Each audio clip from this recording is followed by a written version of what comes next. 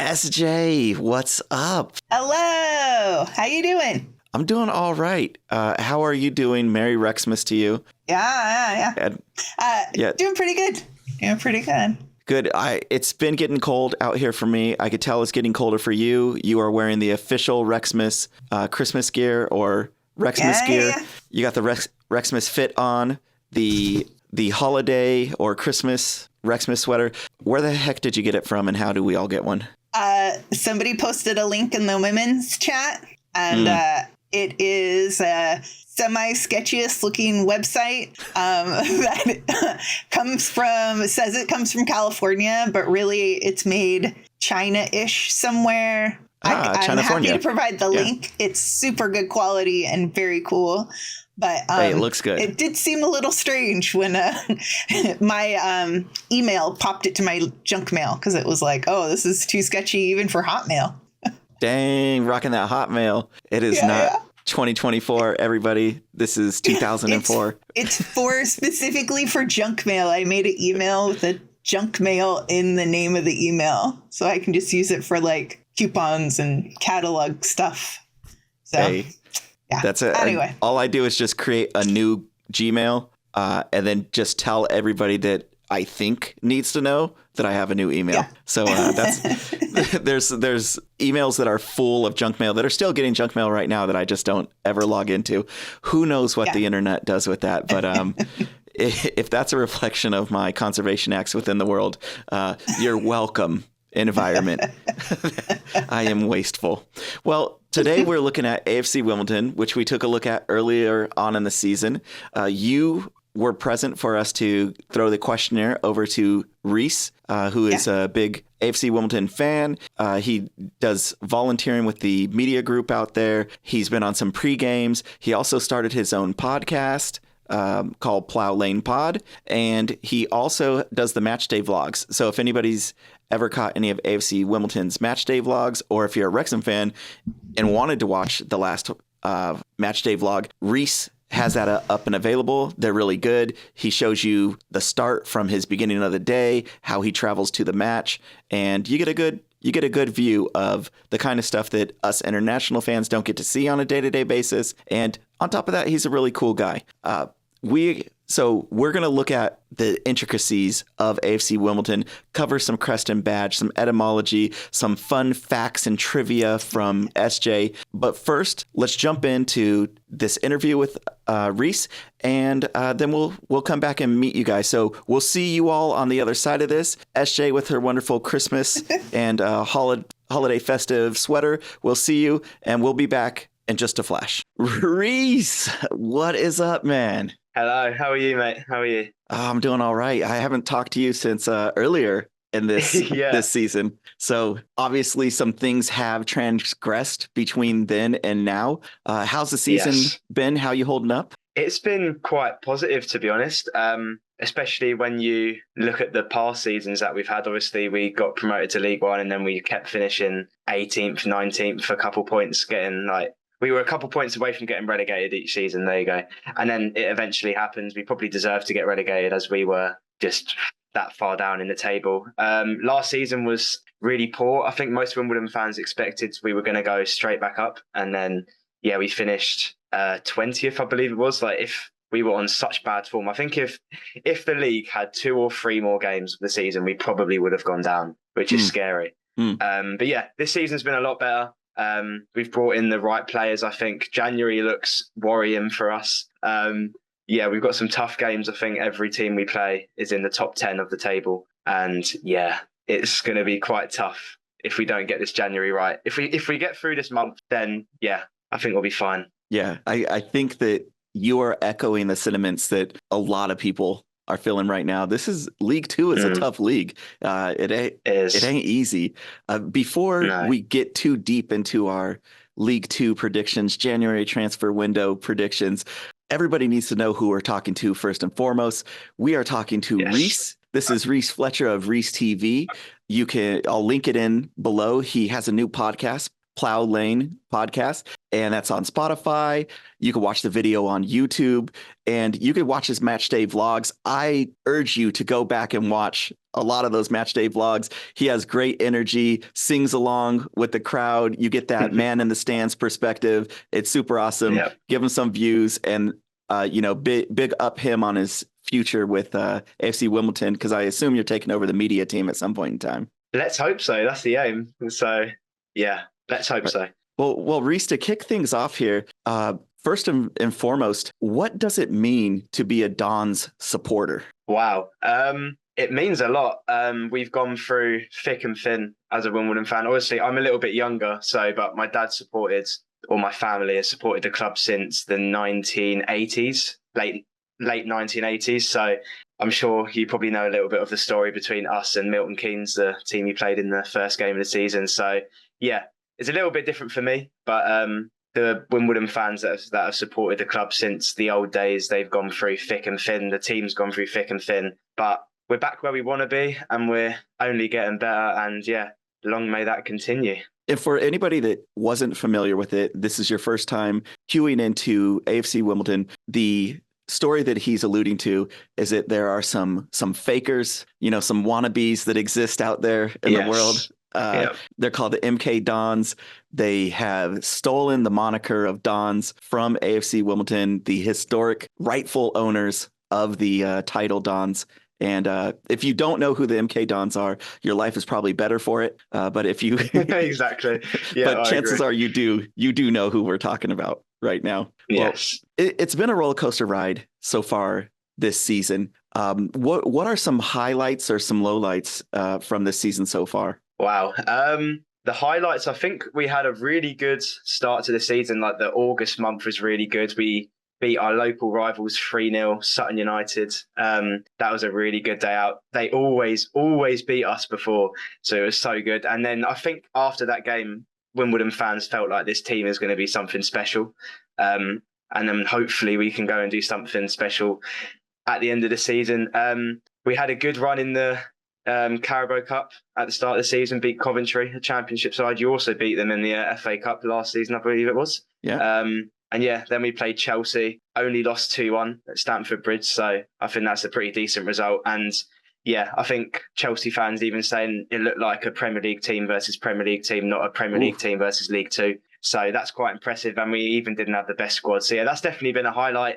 I think even a highlight of the season is just the transfers that we made. Obviously, Ali Al-Hamadi has been brilliant for us. He had a quite rough start to the season, missed a penalty against Wrexham at home last time. Obviously, he's at the Asian Cup right now with another striker of ours. So, yeah, we don't know the best up front, but he's been a bright spark for Wimbledon. And yeah, he's scoring goals for fun at the moment, which is brilliant. And is he on loan, or you guys have him outright? No, he's not. No, we have him on a 2.5-year contract. We signed him last January, but I highly doubt that he'll stay for that 2.5 years because the amount of clubs that he's rumoured with is crazy. Yeah. So, that's let's tough. hope. Yeah, I think he'll get to the summer. I don't think he'll leave this summer because the Asian Cup goes all the way through from the 10th of Feb, and he's already there now in Qatar where it's being held. So, yeah, I don't think he's going to do anything. I think he'll stay to the end of the season. Fingers crossed. Yeah. Because whenever you get a good player, that's always, you love seeing your player do well. But then you're like, wait, if you do too well, then all these other eyes start going on you. It's like, yeah, exactly. Well, and we've all had like our pain this season with like some tough defeats and tough losses. You were mentioning that missed penalty earlier on in the season versus us. Is there any losses that particularly stung this season or stung worse than the others? Yeah, it was quite recently, actually. On Boxing Day, we played bottom of the league, Sutton United, and lost, which is like, I was literally talking, like I said it about a minute ago at the start of the season, we beat them 3-0 at their place. And yeah, it was a totally different performance. It was so weird. Like we played Crawley away on the 22nd, the game before, and we were so good. We went 2-0 up inside the first 18 minutes, I believe it was. We got a player sent off in the 60th, and then they just kept coming at us.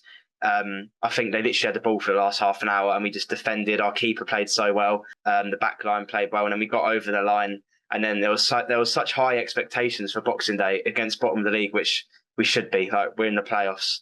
So it should be. And then everyone was saying, 3-0 Wimbledon, 4-0, 5-0. And then, you lose the bottom of the league, which is tough and shouldn't happen, especially because they're your local rivals. But yeah, it was disappointing, 100%. Definitely that one.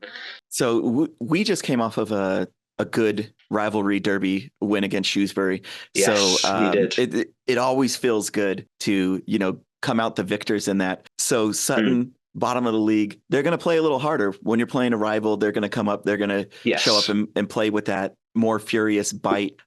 Looking at those matches of not only those like derbies and the rivalries, but is there any matches that have already happened or that are going to happen that you have high expectations for, whether they be just like big matches or ones where you're looking at going, this is a team we need to face again, etc.? I'm very excited to play, obviously, Milton Keynes. They're in our league. That's always a crunch match. That's the only team we haven't played yet in the league. It's always an exciting one. It's always, obviously, it's Derby Day or Rivalry Day. It's always a sold-out crowd. It's brilliant.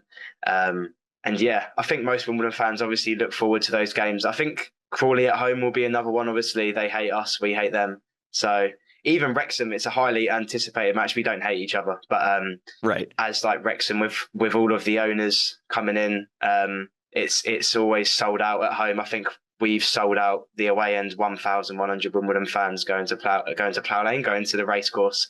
So it's highly anticipated. I think everyone wants to beat Wrexham. I know that kind of sounds a little bit harsh. No. Yeah, I think that sounds a little bit harsh, but I think Wrexham will be really good. I doubt we'll win. I'm sure we'll get more into that. But it's highly anticipated. I'm looking forward to it. It's a long trip. It's a long trip up north. But you coming up for the match? I am. I've got my tickets. Yeah, it's a pretty long trip. I think my first train's at 8:00 in the morning, and I don't get home until 11 p.m. Oh man. So, but we'll see. You guys only lost 3 times at home last year, so your home form is ridiculously good. So we'll see.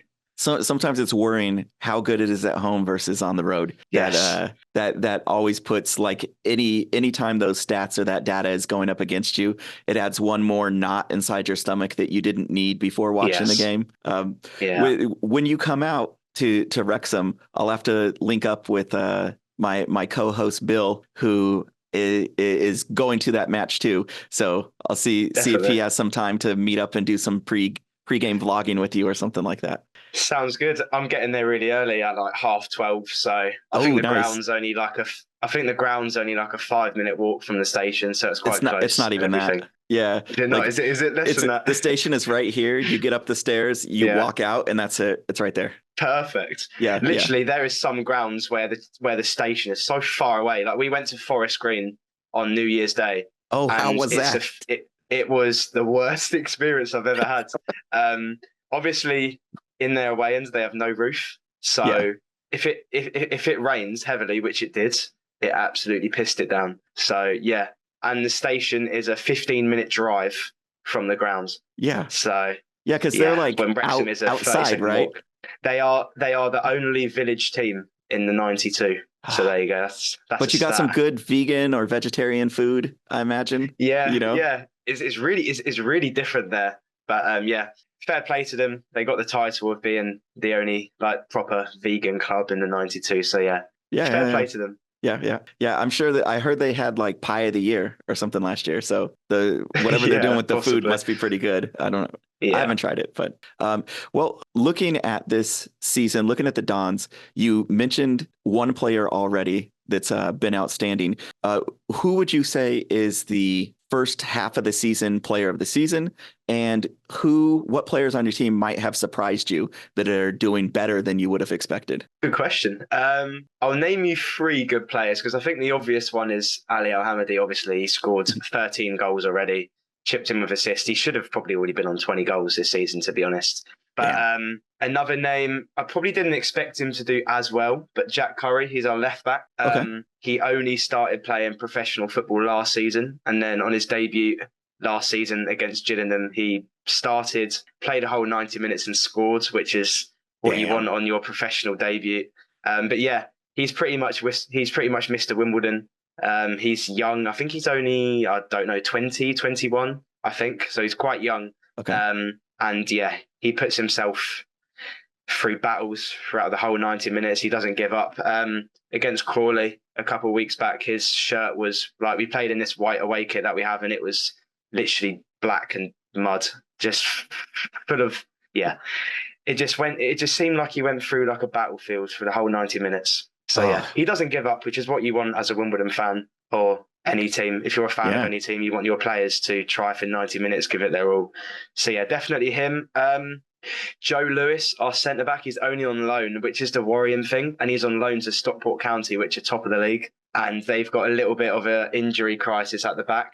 So if he gets recalled in January, that's, really tough for us, because we have Ryan Johnson at centre-back as well. And they both played for Stockport last year, so they know each other really well, which helps out, because if you join a club, you want to know people that you're playing with really quickly, and that helped him massively. So yeah, if he goes, and he didn't play, he apparently got told not to play against Ipswich on yesterday. So we'll see what it's like against Wrexham on Saturday, if he can play or not. Let's hope he can.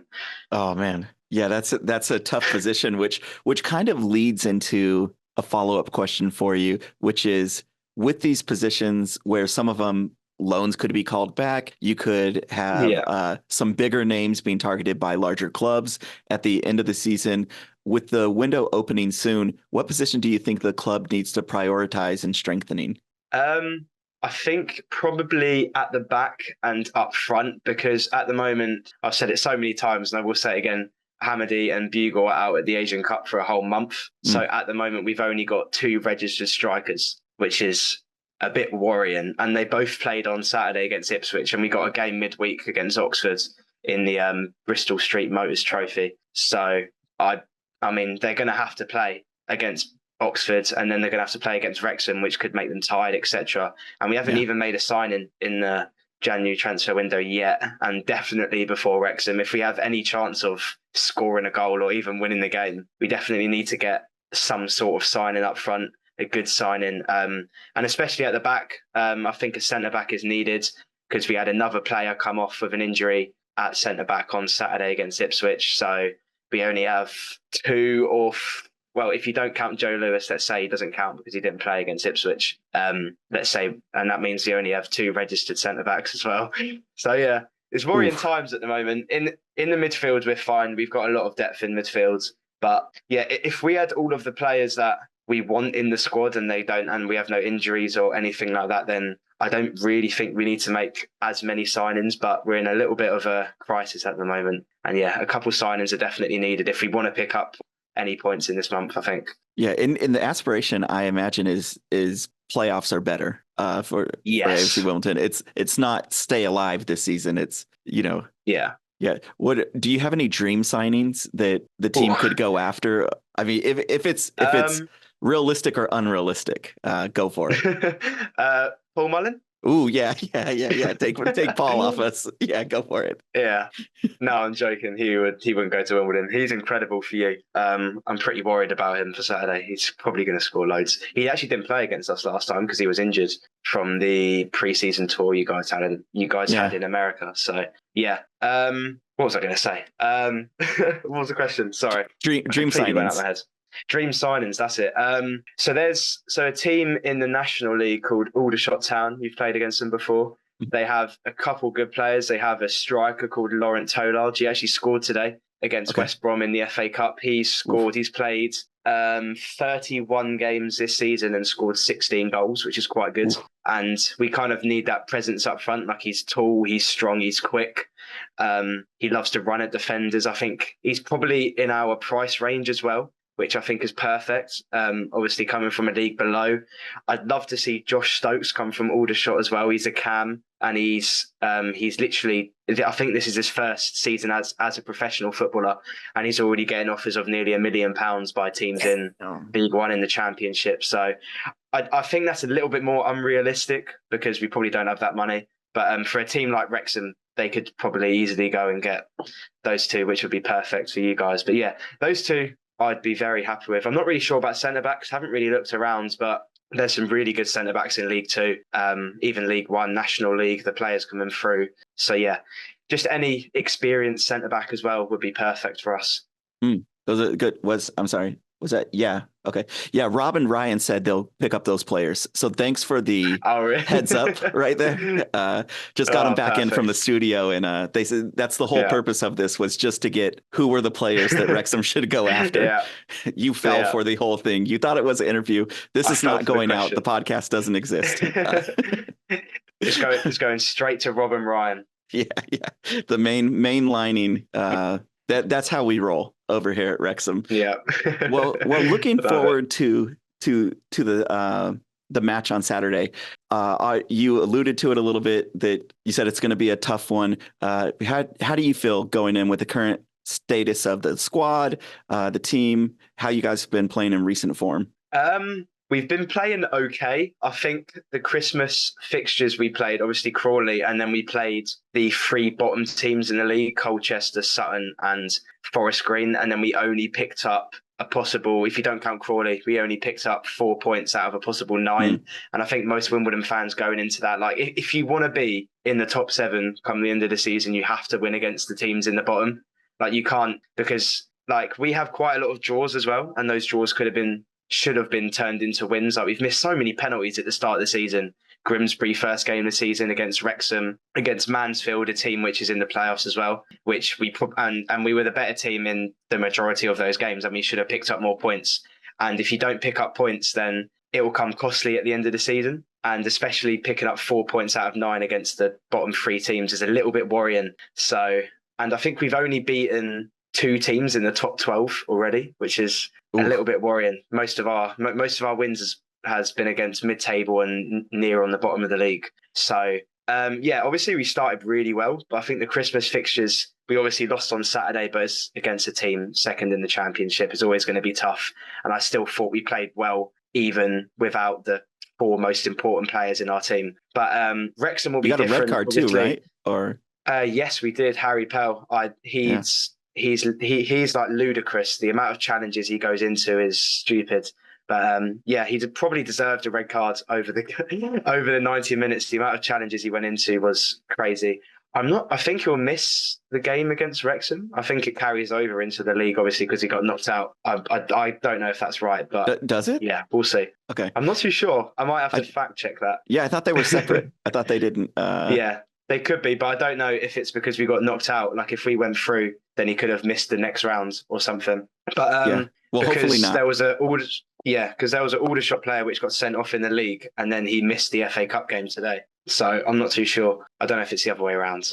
But it's going to be a tough one. The race course is one of the most intimidating atmospheres to go as a club. Obviously it's going to be a sold out crowd. You've got such a good team. I think your team could easily play in higher divisions, and you've shown that already, beating the likes of Coventry, going toe to toe with Sheffield United, and you probably should have beat them last season as well. You guys got a really good team. I think you're 3rd at the moment, if I'm correct. Yeah. So and you definitely will be there at the end of the season, in and around the top 7. So it's a tough ask. Everyone wants to win at Wrexham, but is it likely for us to win? Probably not. But I think if we had our full strength squad, it would be a lot more competitive than like what I'm saying with all of the players that we have missing. I think you can never count anyone out, as opposed to last season or the couple of past seasons in the National League. There's been some dominance that Wrexham has been able to force their will on teams. And in League 2, it's not the same. It's like, we're getting wins, but you have teams like you all facing Sutton at the bottom. And for some reason, it's like League 2 teams just don't die. Like at any day, you could flip a coin and whoever that team is can show up and put together a goal or 2 goals. And that's all that matters. Like against you guys, Sutton only needed 1 goal and that was it. I agree. And like the game we had against Sutton United, like obviously everyone's expecting us to win. And then we lose to bottom of the league, but they were the better team for the 90 minutes. They really were. They have such like a physical and tall presence in their team, and they just bossed us. They were just more physical than us, putting in challenges. And we don't really do that as a squad. I think we need to be more physical, to be honest. We need to try and hurt teams in a way, not hurt them in that way, but just put in like challenges, try and get them scared, try and intimidate them in a way. But we don't really do that. I think our team needs to be more physical. But and then like the next game, Sutton go and lose 4-0. So it's like, what happens? And then we've already beaten that team that they lose 4-0 to, and we don't beat Sutton. It's League Two is a stupid league. Anyone can beat anyone. So yeah, it's all about who wants to turn up on the day, who wants to give it their all. And if you give it your all and the other team doesn't, you'll go and win, even if it's bottom versus top. So it's crazy, really. Yeah, it's a crazy league that will test your patience on a week to week basis. Yes. Are you so bold to give any predictions of a score prediction? You don't have to. You're not required to. But if you wish to. So on my podcast that I did yesterday, I predicted us to lose because it's just a Wimbledon thing to do. Like last year in January, we're kind of going through the same thing that we did last January. We brought in so many good loan players and they're all going back to their parent clubs and then getting sent off to a higher league. So yeah, I'm definitely worried about Saturday, but who knows? It really depends on who turns up. But as I said, Wrexham have got such a good squad. You've got Paul Mullins scoring goals. You've got Elliot Lee. He's just a really good footballer. He's played in the Championship before. You've even got a really good defence. And you guys are starting to concede less goals as well. Like at the start of the season, you conceded a lot of goals. And then you've 100% sorted out your defence. And yeah, so it's going to be really tough to get through the back line, especially because we've only got 2 registered strikers. And to be honest, they're not the best. So yeah, it's going to be tough to get through your back line. But who knows? It's whoever turns up on the day and wants to win. Yeah, and we've definitely conceded a lot of goals.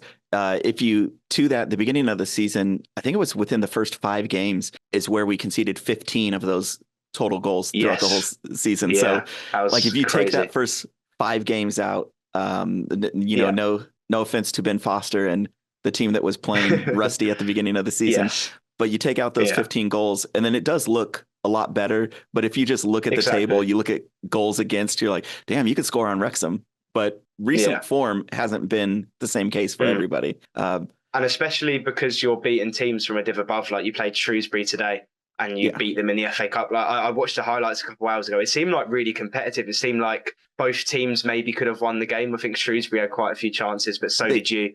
And then you got the lucky goal and then you really? Yeah, they probably had 4 looks that they just blew sitters that they should have put in. It could have been 4-1 easy. Could have been 4-1. Wow.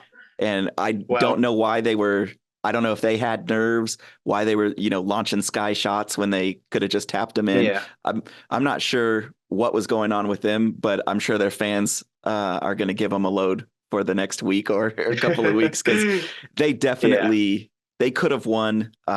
They dominated the first half. They could have put it away, put a lead of 3-0 starting it off, and we could have been on the back feet just watching a game slip away. But so is football. It didn't work out that way. I feel like it could be all like mind games as well. Like as I said, like it feels like in the league, like I see all like the Facebook posts, Twitter posts is like everyone doesn't seem to like Wrexham because I actually love Wrexham just because I think everyone's jealous of you guys because of the owners that you've got. So everyone's just going to get annoyed because you're signing really good players, players that could play in a higher league, and you're scoring goals for fun. You're winning games for fun. Like you beat Barrow 4-1 the other day. They're in the top 7, which is what you want. So, but yeah, I feel like that could come to mind games as well. Like obviously Shrewsbury in a higher league, you will most likely get promoted this season, Wrexham, and you'll be playing them next year if they don't get relegated, obviously. But yeah, I feel like everyone wants to be Wrexham, so it could be mind games, I believe. Yeah. I mean, it's the good and the bad of it, right? Like you have people that are coming up and they're going to raise their game to play against you, but then you do have that raised atmosphere that sometimes works against you, where once we put in that first goal against Shrewsbury today, their crowd like basically turned on them. They were quiet. Yeah. They were like, yelling at their own players. And that was just one goal. I mean, one goal isn't the game over with, 30 minutes left in the match. Like you can still score. Anything can happen. Yeah. Yeah. And for the fans to just turn on them to go, oh, that was it, and let it go when they were dominating the first half. I mean, that kind of stuff will eat at players too, where if other people don't believe in you and now you guys are playing on the back foot. Yeah, of course. And that is an advantage, but it also is a disadvantage because, like you said, you played Sutton, and there's these teams where you're like, you should win, but they come to play and they're like, well, we're going to take our opportunity against you. This is our cup game and we're going to play it. Yeah. That's just football, isn't it? Football's a weird sport. Yeah, it's a beautiful game. It's a beautiful game. Exactly. Yeah. Exactly. Well, with looking at the rest of the season, the way things turn out, obviously you guys have aspirations to either get promotion or go into the playoffs and make a good run in the playoffs. Is there anything else this season that you think would be a priority, like any other cup games or anything that, because you guys are out of FA Cup now, right? Yeah, we're out of the FA Cup and got knocked out to Ipswich, and then we got knocked out to Chelsea in August in the second round in the Carabao Cup. So we've only got one competition left in the Bristol Street Motors Trophy. We beat Portsmouth, which is quite good, to be honest. Top of League One. Even though we both started our proper B teams, we still gave them a really good game and beat probably one of the favourites of the competition, which is really good to see. And now we're into the round of 16, playing Oxford. And I think it's another winnable game. Even though they're in League One, we've shown that we can beat top of League One, even if it's their B team, because most teams don't really put out their first team in this competition. But as you're getting closer and closer to the final, I think teams will. And our manager, Johnny Jackson, he's got to the semi-finals before with Charlton. And yeah, I feel like if we do win this competition, I think that would be a really positive.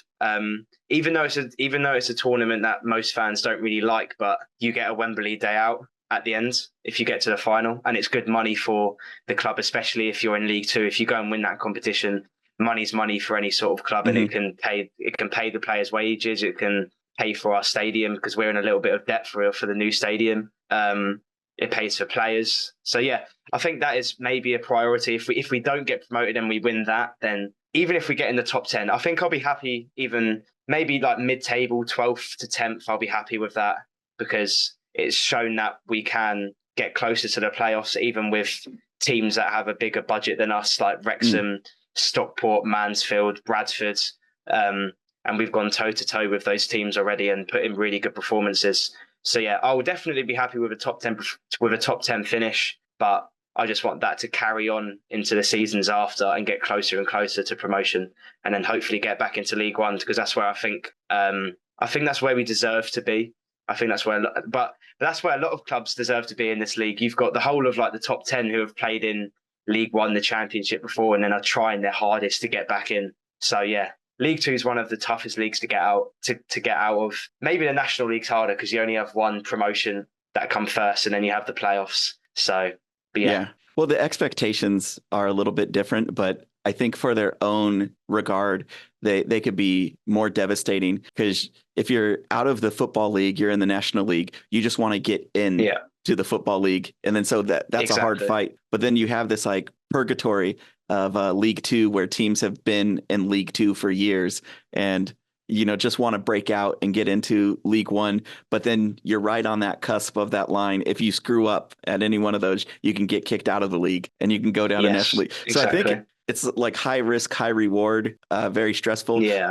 But is there any league within the EFL where you feel comfortable? I don't even think, even if you've made it to the Premier League, you're still going to be a bucket of nerves every match. Yeah. Every league is tough. Like if you get promoted from the National League, you're playing so many good teams in League Two. And then if you get promoted from League Two, then you play the likes of Portsmouth, Derby, who have all played in the Championship and the Premier League before. And it's so hard to stay up in those leagues. Like you have the likes of Cheltenham, Fleetwood, all in League One, just trying their hardest to survive because the amount of good teams they play. Like the leagues are so mixed up. You have Luton Town in the Premier League. Wimbledon played them in League One 3 years ago. It's like, the leagues are just crazy. Yeah, well, that's the reason why you've got people across the ocean that are enjoying watching the game, because anything can happen. It's so insane. It's a beautiful roller coaster ride that is enjoyable for us, like not even in the country, as well as for you all that get to go to the matches on a regular basis. Reese, thanks so much for stopping by, giving us a beautiful insight into AFC Wimbledon. before we jump out of here, what are your last words for either inspiring AFC Wimbledon for Saturday, or any messages you want to send to Wrexham? Well, let's just say I think it's going to be a brilliant game on Saturday. To be honest, I think it's two really good teams coming against each other. It was really competitive last time, so it was a really good matchup. It was kind of end to end, both teams attacking. You got a goal, we got a goal in the second half. I know yours came in the first half actually for Elliot Lee. But expect a really good game on Saturday, a really good atmosphere. I believe it's most likely sold out in the home end as well, sold out away. So it's going to be a good atmosphere, good game of football. And come on, you Dons. Yeah. The real Dons. The real Dons. Yeah. Thank you. Sorry, one more thing. No, I'll let him know. Yeah, Robin Ryan said if there's any more players that you want us to steal and take, just to directly DM them. Don't mess around with putting out episodes or anything. I'll give them a message. I'll give them a message on Twitter. Yeah. All right, Reese. Well, thanks so much for stopping by. Best of luck to AFC Wimbledon the rest of the season. Rooting for you guys. Too. Obviously, you guys are the real Dons, so got our support. No love lost for them. And look forward to Saturday and up the town. And I hope you guys do well. Yeah. All right, Thank you. You too. All right. Take it easy. Man, that was good. Reese is a great guy. That was awesome. I'm going to recycle my joke and say it felt like I was there during the interview. It felt familiar. How did you like Reese, and how did you like the interview? Oh, he was lovely. Sounds like a lovely older gentleman or younger gentleman. Lovely gentleman. Young older gentleman. Is it Reese is like, I'm 19. What? No, I actually don't know how old, but he's a good young guy. He has a good future ahead of him. Thanks so much, Reese. Big shout out. We're gonna have to put Reese TV. Put the link inside here. It'll be inside the description. We'll link up. He started his podcast. Check out his podcast. And now we have to speak of your demise. So I apologize up front because you're such a nice guy. And I love the story and the plight of AFC Wimbledon. But obviously, we're Wrexham, so we're going to want to win.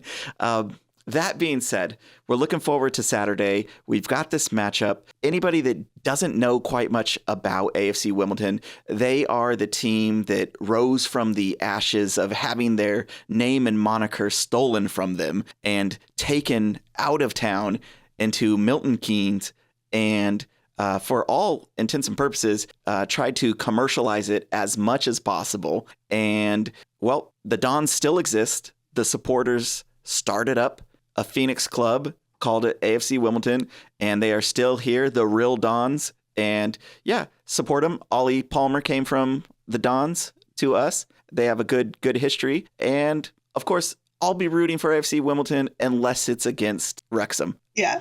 SJ, I have a feeling that you have some good tidbits of information about AFC Wimbledon. What do we need to know? Well, just a little refresh. I'm sure everybody knows, but right now, the day we're recording anyway, they're 7th on the table. They got 39 points. They've played 25 matches, so they have 2 in hand, same as us. Let's see, their goal difference is 13, so they've got 41 for, 28 against. One thing I found interesting, so their top scorer, Al Hamadi, I think is how you say his name, he has 13 goals. The guy that has the second amount of goals, James Tiley, has 7.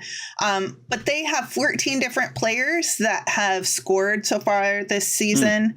And then, so if you compare that to us, to Wrexham, we have Lee, who has, as of now, 15, and then Mullen, I think his is 8. And then we have 18 players that have scored, and that's in all competitions. And I wasn't sure if Wimbledon that's for all competitions for them, for 14 players. But so, we're doing a little better, but similar. And then let's see, their keeper right now is Alex Bass or Base. I don't know how you say which one he goes. But he's had 9 clean sheets. So, 9 clean sheets in 25 matches. That's pretty good. Still good, yeah. Yeah, yeah.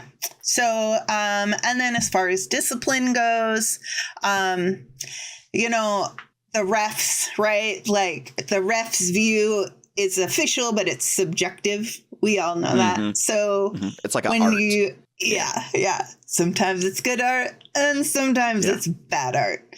But but once the ref makes this decision, then it goes from subjective to objective fact, technically, according to the table, right? So we're looking at discipline. It subjectively happened, but factually, by the numbers. So Forest Green Rovers are the worst. They've got 85 points. So that's 67 yellows and 6 reds. So they're the worst. Stockport has the best, tied with Harrogate and Newport with 43 points. So they have 43 cards, no reds. So we're Wimbledon, AFC Wimbledon, and Wrexham are both kind of in the middle.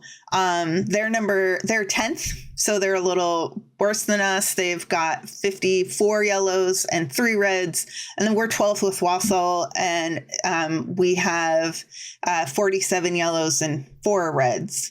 So I feel like if I take that information as a whole, they're, you know, where they're at in the table, we're a little higher. We've got a few more goal scorers on our team. Their keeper and Conquo have a similar amount of clean sheets. Our discipline record is very similar. So I want to be like, oh, no problem. But I have a little bit of jitters that, I mean, it kind of seems like a lot of that. It's been said a lot that teams that come to the Reese course or that, you know, that we play at their, you know, home ground, whoever we're playing, that there's this like Wrexham effect where people have something to prove. I'm hoping they don't care about any of that and that they just perform their normal performance, and which is slightly less than us, which means we'll win. So yeah. No, I'm 100% with you. Whatever it takes, whatever voodoo magic and pseudoscience that we need to put forth to get us to win, that's what we'll do. We do have a big target on our back. There's a ton of teams, if you take that small bit of social media of responses of Shrewsbury versus us, of people plotting and hoping our downfall, and we're all that's wrong within football, you know, all that kind of great gatekeeping that exists out there. If those people still exist come Saturday, then there'll be some people that want to see AFC Wimbledon take down Wrexham and all that's wrong with football. But as long as it's not the players that care, I just don't want them to care. They you know, as long as they don't really care about taking us down, of course they will. But I mean, that would be nice, right? Professional players, you know, players didn't get to that level without them taking each match serious to begin with. I know. They're going to show up. But also, you've got to imagine every single time that somebody plays Wrexham, the cameras are there, the media is there, the coverage is there. And so you might play a little bit harder because that also might be an audition tape. That might be another team that has eyes on you. And you're like, wait, you can do that against Wrexham? We might need you on our team. Or you might have a contract that's coming up for renewal. And you know what? I deserve that money. I deserve I like that. You had a light that just went out. I had a light that just jumped on for no reason. But I noticed that. It brightened it up. I wish I could. My phone is mounted, so I can't show the side, but it just turned on the side. Thank you for that. Yeah. I think your remote control worked over here as well, SJ. No, I could see the reflection in the back. I was like, something turned on. Something's changed. The ghosts are back. But yeah, I would never count anything as a cakewalk, especially in League Two. It's just absolutely incredible the amount of spirit and fire and fight that every team has. And no team just wants to roll over. I mean, you look at AFC Wimbledon, they had the last place team Sutton, you know, come and take 3 points away from them. And that's no slouch onto AFC Wimbledon. That's just everybody fights hard. You can never let your guard down. And no games are easy games. None are a walk in the park. And you got to take it serious. I think something I missed on the last episode that we did cover AFC Wimbledon was crest and badge and also the etymology of the name. Dealer's choice. SJ, which one should I cover first? Let's do crest and badge. It's my favorite. Actually, they're both my favorite. I can't decide. I'll cue up the crest and badge theme. It'll start right here. Crest and badge. Yeah. Okay. So the AFC Wimbledon badge is proudly worn by the Dons, and it's more than just a logo. It's a symbol of the club's rich history, resilience, and community spirit. So first and foremost, you're going to look in the front, and you're going to see a dominant feature, which is a stylized eagle's head.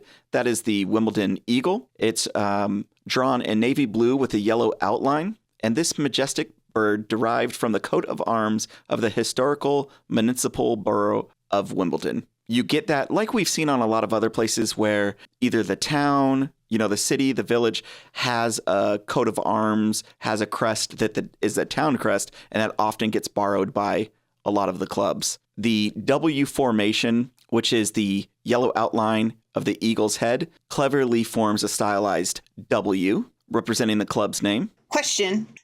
So I thought that the birds, I thought they were phoenix, like AFC Wimbledon rising from the ashes of being screwed over by the MK Dons. So that's what I thought that it was going to be. And then the wing on one nice. Wing. Yeah. The one wing, it looks like, so the wings have two different things. Is one of them supposed to be a football? Are we looking at two different things? No, that's exactly. So on I guess it would be its right wing, or if we're looking at it on its left hand side, I think that's supposed to be a rose. Okay. But I didn't. Okay. So yes. Okay. So we're back. Yes. The arms are described as thus: a double-headed eagle displaying sable-armed or wings. Out on the dexter wing, a gold rose, and on the sinister, a gold fret. A fret is a piece of interlaced work. And so dexter is right and sinister is left, wherever those things come from. But yeah. Well, sinister is bad and left is, like in old timey days, they're like left-handed is evil. Yeah. Let's go right there. All you left-handed people out there, you are wrong. You are sinister and you are wrong. Yeah. So it is a rose. That is a very similar stylized rose, except for it's in gold. The backing behind that, I don't know exactly where the rose comes from. If it's just regionally, like there's a Yorkshire rose, Lancashire rose, and so the War of the Roses, don't know if that has any play into it. Could, but not sure. They do have a rose on there regardless. And then the two-headed eagle cleverly makes a W. So we also have that coolness that goes on from it. It looks like the badge has been relatively unchanged for a number of years, except for the stylizing of how exactly they're going to make that rose look, and then that interlaced like not interlaced fabric that's on the right hand side of the wing. And outside of that, the eagle, I'm not sure why an eagle, but I know a lot of eagles are sea bearing. So I don't know if that's something that coming over to that area from the sea, if they just have more eagles than other places do around the UK. Not sure. What area is AFC Wimbledon? I forgot what part of England they're in. It's pretty close, like 20 minutes away from London. I think 20-minute commute. And so it's pretty close, like around London. So our direction, I mean, like Wrexham's direction, like west of London? Oh, it's, I think it's like, southeast. I believe so. And I mean, you're like from London to Wrexham, you're like, oh, it might be 20 minutes closer if that's it. Yeah. If that's it. But yeah, so it's pretty like built up area, pretty old, historic area. And let me zoom out on the map. Yeah, I guess you would consider that southeast I'm going to do a really quick directions to Wrexham to see how much, not walking directions, because that'll be 66 hours. But let's see if you and also with the new speed limit of 20 miles an hour, it also takes 6 hours. So 5 hours from Wimbledon to Wrexham. So good drive. They're going to have a good drive up on Saturday, making their way up downtown. I got that one Vanessa Carlson song, "Waking Our Way Through the Crowd." That's a good drum solo, but I don't know what you're going for there. I'll just insert it into here.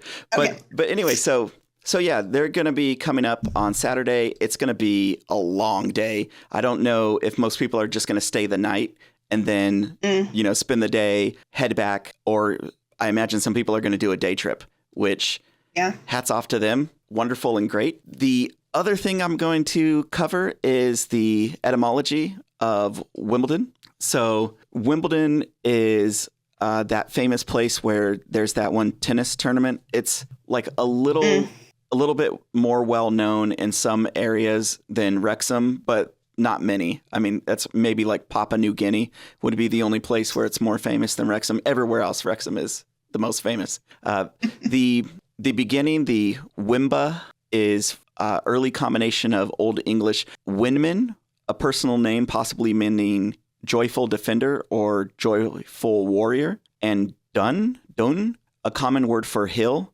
indicating a town's location on an elevated ground. There also is a Celtic word, Dun, which means hill, and over the centuries, the spelling underwent various changes. Wimbledon with a T, and eventually settling on the current Wimbledon with the D-O-N, nodding to the Celtic roots and the Celtic spelling. Nice. So all the people that said, "Hey, Ran, you're saying Wimbledon all the time." You know what? I was just on the wrong iteration of the name, not the current one. I also wear old clothes. Don't make fun of me. Yeah, I like that the name Wimbledon is basically like, I'm so stoked for war on my hill. Yeah. I'm so happy I get to slaughter people. Yeah. King of the hill. Yeah, exactly. I think we've offended nobody with that, and I think that we're 100% accurate. So what else could we possibly do but make everybody happy in all camps today? Of course. That was really short. With total confidence. Confidence. Yeah. I mean, I'm sure that everybody believes everything that I said. They should, maybe. But that's all I do have for the etymology and the crest and badge. Pretty straightforward and not a long, winding, name of a name that got morphed into another name. It's somebody's surname, personal name that possibly meant joyful defender or joyful warrior, and then also a portion of where they're from. Like we'll see some places are a ham or a stead or like a fort, or like Cardiff with the car, meaning a fort or a fortified place. Here again, we see that it denotes the location of where the town or the incorporated municipality is, of it being on a hill. So that's good to know. I did not realize that they were on a hill or a raised elevation, and possibly that's something that I should have asked Reese, and I didn't. So I apologize, Reese. I should have asked you about that. Which hill do you live on, and could you tell us more about these hills, these duns or dons? And I guess that's where the don comes from, like, the dons, that it's to also back to that Celtic word of hill. Yeah. So AFC Wimbledon fans are known as the hills. Is that have eyes? The dons? Yes. The hills that have eyes. Yes. Cue all the horror music to follow after that. Yeah. Or a cheesy wah wah, because it's a pretty big stretch for a joke. Look, if people don't expect it to be this bad, they should have tuned out a long time ago. That's all I'm gonna say. Well, do you have any predictions for Saturday? Well, I like it that their two top strikers are out. Both doing international duty with their I think Asian Cup? Yeah. And so I like both their top strikers are out, but they do have quite a few people on their team that score. Keeper on keeper for clean sheets. I like our chances better. Quanquo with the crazy arms. So bendy. Anyway, I don't know. Confidence in the keeper. I love our players. I'm going to say 3-0. Ooh. I just love a good clean sheet. 3-0. Okay. All right. I'm going to piggyback off of you. I'm going to go 3-2, and I'm going to call a Quanquo. You know who he looks at? Like, did you ever watch like NBA maybe like 10 years ago? My NBA watching was until I moved out of the house when I was like 15. My mom would scream at our 13-inch black and white TV, and she would just be screaming like, tie their shoelaces together and weird stuff. I don't know. I know Larry Bird and, that kind of Magic Johnson, that kind of era. I don't know. So I assume nobody's going to know this player, but the original super team or like dream team that came about, LeBron went to Miami, and when he went to Miami, D Wade was already there, and they brought one more guy with him, and it was Chris Bosh. And he was this really skinny guy, like 6'8", I believe, just like Okonkwo, and or is Okonkwo 6'6", not 6'8"? I think he's 6'6". Okay, we'll get his height, but Chris Bosh, I believe, was 6'8", thin framed guy like him, but he had a face injury for part of his playing season there at Miami, so he had to wear a black mask, and so he had that same similar black mask for at least 2 seasons, maybe. And so when I see him like stretched out with his like tarantula arms everywhere, it's like I get flashbacks of the baby T-Rex Chris Bosh in the mask. And so I'll throw up a picture of Chris Bosh so people can see what I'm talking about. But that's what. And of course, a UK audience is the last audience is going to go, yeah, that looks like Chris Bosh. that looks like 10 years ago, Miami Heat. Yeah. No, and then I think Albatross. He's like, got the crazy stretch. I think Albatross. And I think that speaks to the UK because they're like, and I'm an albatross. Oh, yeah. I like that song. I got that one. Yeah. All right. Well, I think we've done our work here. We've done the best that we could. Thanks for Reese for coming on. SJ, thanks for bringing some wonderful information for us all again. Thank you, everybody, for tuning in. Anybody that made it this far, what's a cool emoji they can throw into the comment section? Oh, I don't know. I don't know. Yeah, cut throw this. Cut, is there a shrug? Is there a shrug shoulders? Because we can throw that emoji in the bottom, and we know that you're at the same energy level we were. Yeah. This one, I like this one a lot. I'm like, I don't know. I use that. That's my emoji to go to. Okay. All right. Yeah. So I guess throw your emoji of choice of how you're feeling about everything, and you know what? You'll be entered for a prize. SJ, you have prizes, don't you, to give out? Yeah. Yeah, like, surprise! I have nothing to give you. That's a prize. Oh, well, you'll be entered for a prize that will come. Never mind. I've got some Christmas cards. If somebody wants to give me their address, I can mail a Christmas card. There you go. Look at that. Yeah. So put your emojis down there for a possible chance to get a February Christmas card from SJ. Yeah. You heard it here first. Yeah. Holidays. It's still the holidays. My birthday's at the end of January. So for me, the holiday season goes from Thanksgiving to the end of January. So we're still in it. We're still in the holidays. Why do you stop? The holiday seasons, I just keep rocking every day. Yeah. My birthday is the most important birthday of all of the birthdays for the year. So Jesus. It's the only time that I feel like all the other times, all the other things, I think like, oh, let me do this for you. And that's really great. And let me help you and support you. And like my birthday, just on my birthday, I have one day of like, you know what? everybody needs to be important for their self once in a while. And my birthday is the day that I'm like, I'm the most important person on my birthday. And the rest of the year, I'm like, let me help you, and I'll put your needs first, and let me help you do this, and try to, contribute to your life that way. But on my birthday, it's all about me. However you have to spend things for them justify being to feel good at night and go to sleep. Yeah. I won't jump it. I'm not going to be the bearer of bad news, but yeah. Look, I do want to do. You can't cancel my birthday. I'm not going to cancel anything. Like, look, the closest I come to cancel culture is just unsubscribing from emails. That's about it. I do want to give a couple of shout outs to some people that have been active inside the comment section. Obviously, Motels on Mars, Sherry, big up. What's up, Sherry? Lost Show fan, always in the comment section, always bringing that heat. Also used to run a Lost Show podcast or something at some point in time. So that's always good. User dash no, just kidding. I don't know. I don't know who that is.